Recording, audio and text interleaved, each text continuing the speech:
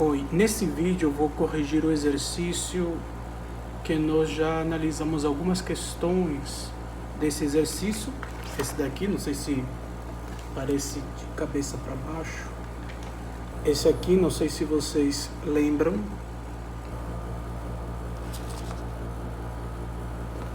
Enfim, a primeira questão, a gente faltou responder a letra C, né? Olha só o que diz a letra C.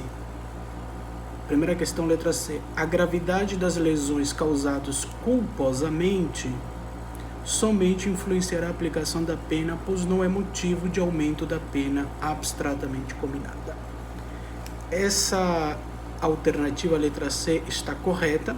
Como vocês reparem, o enunciado da primeira questão é para assinalar a incorreta, e a incorreta era a letra B. Eu deixei para analisar a letra C, porque na letra C é uma alternativa referente à lesão corporal. Então, a letra C está correta justamente porque no caso de lesões culposas não há essa classificação entre lesão leve, grave e gravíssima, tá? A segunda questão era sobre crimes contra a vida. A terceira questão, nós temos a letra D e a letra E para analisar. Terceira questão, letra D.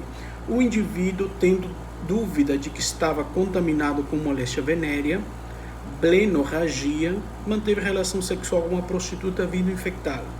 Nesse caso, pelo fato de a prostituta ter consentido a relação sexual, sabendo do risco de contaminação, o indivíduo não responderá pelo crime de perigo de contágio venéreo.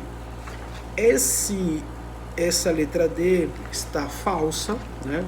O gabarito da terceira questão, nós vimos que seria a letra A.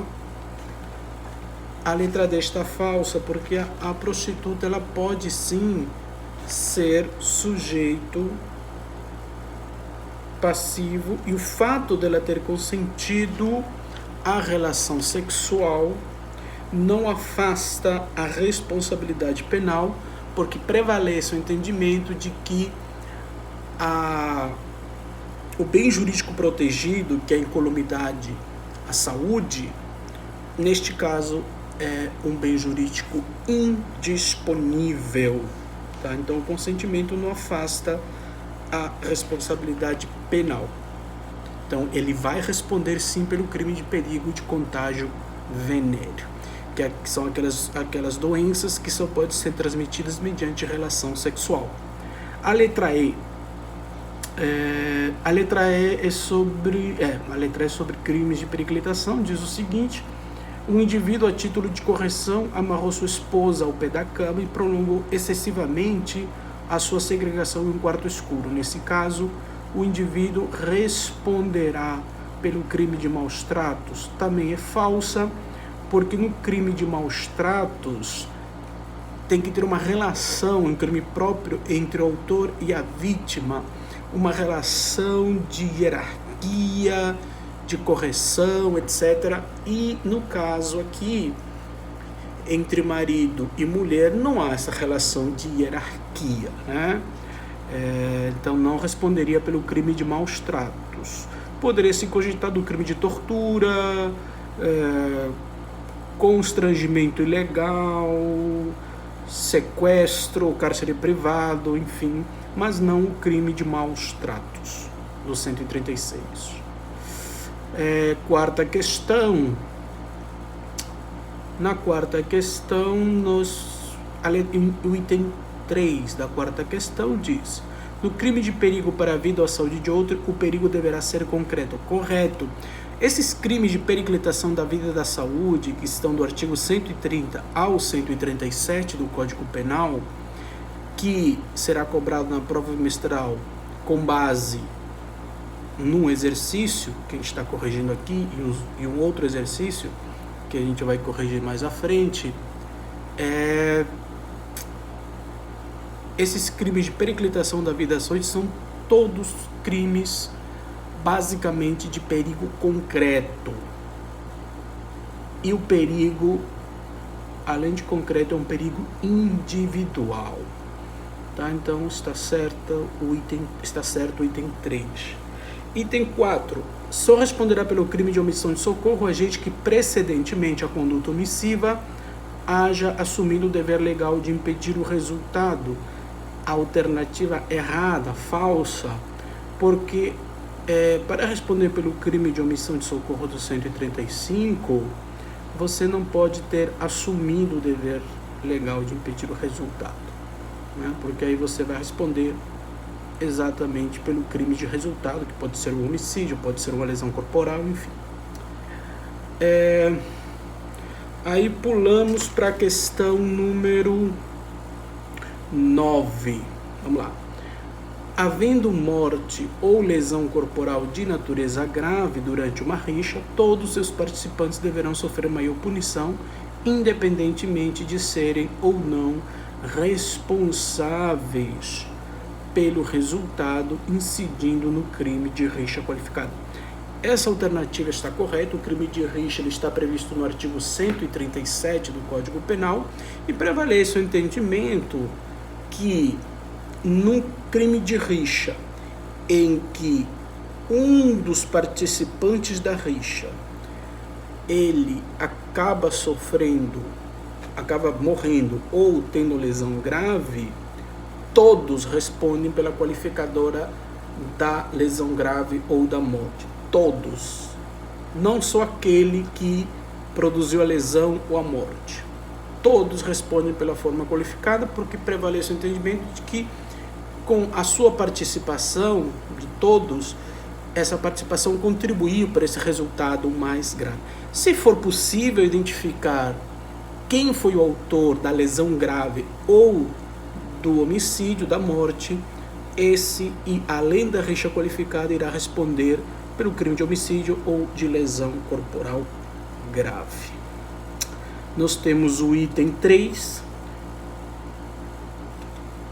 O item 1, então, portanto, é verdadeiro. O item 3, do homicídio preterintencional ou preterdoloso, que no caso é a lesão corporal seguida de morte, artigo 129, parágrafo 3º, o agente deverá responder por culpa em relação ao resultado da morte. Corretíssimo.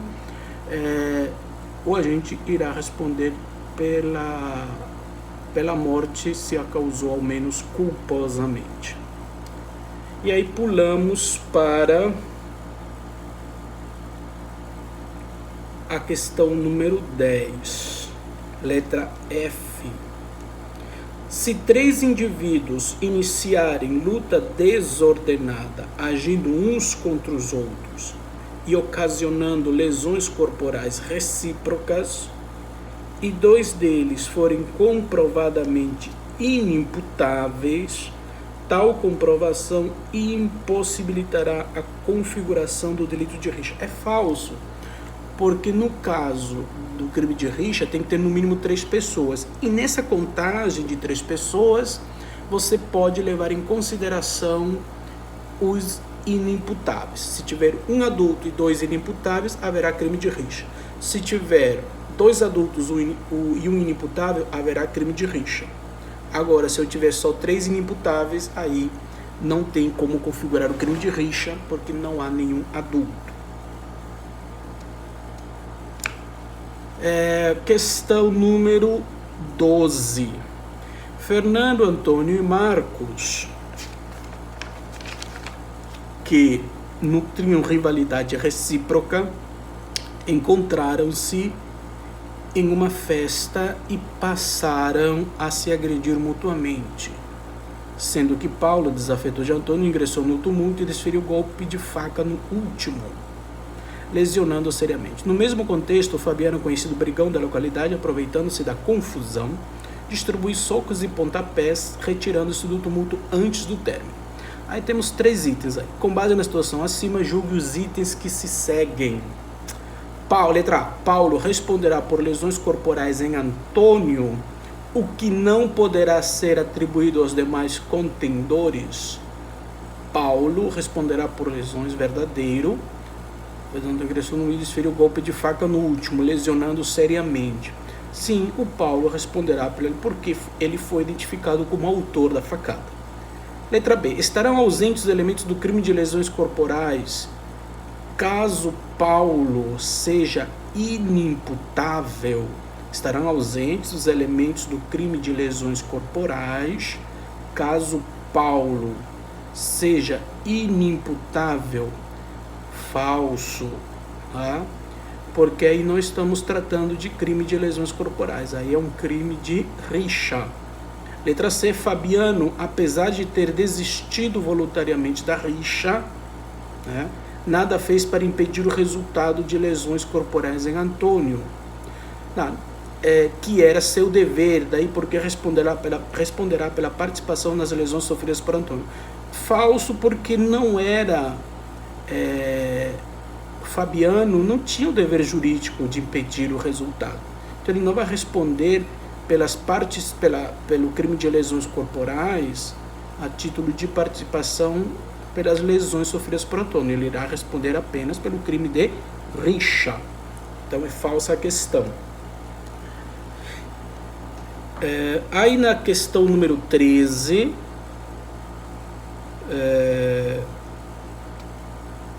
acho que a gente respondeu todas. A letra D da questão número 13. Durante o entreveiro, Carlos desferiu um golpe de facão contra a mão de seu contendor, que veio a perder 2 dedos. Nessa situação, Carlos praticou crime de lesão corporal de natureza grave por resultado de debilidade permanente de membro. Verdadeiro. O entendimento é que a perda de 2 dedos configura, em regra, debilidade permanente, portanto, lesão grave.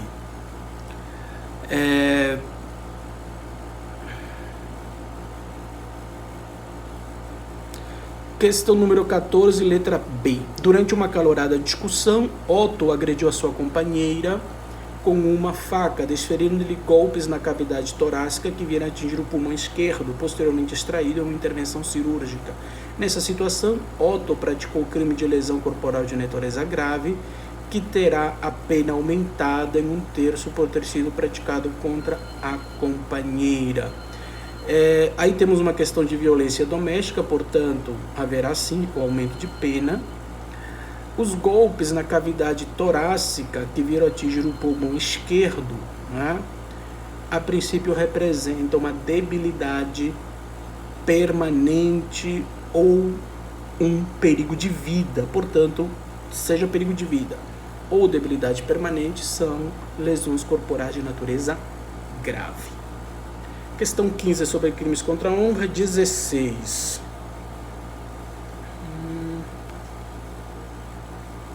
A questão 16, letra B, é sobre omissão de socorro. Bernardo, trafegando com seu veículo em estrada de pouco movimento, verificou que às margens da rodovia encontrava-se caída uma vítima de atropelamento. Tendo uma importante reunião de trabalho a se iniciar dentro de meia hora, não prestou assistência à vítima.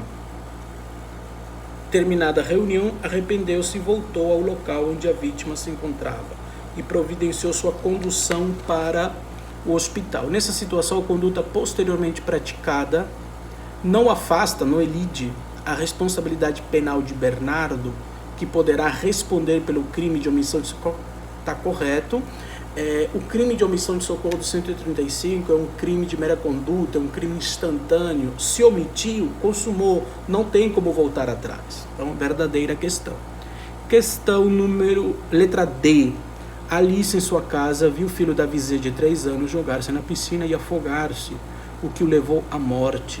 Nessa situação, mesmo quedando-se inerte, nada tendo feito para evitar a produção do resultado, Alice não responderá por homicídio, uma vez que não tinha o dever de evitar o resultado. Correta a questão. Alice era a vizinha. Alice não tinha o dever jurídico de impedir o resultado. Alice não era a babá, a empregada, enfim, professora de natação. Então não havia esse dever jurídico, não era salva-vidas. Tá? Então tá verdadeira a questão. Questão número 17, acho que nós respondemos todas. questão número 18 também. Então, esse aí foi a correção do exercício do crime de lesão corporal e periclitação da vida e da saúde. Ok? Até mais.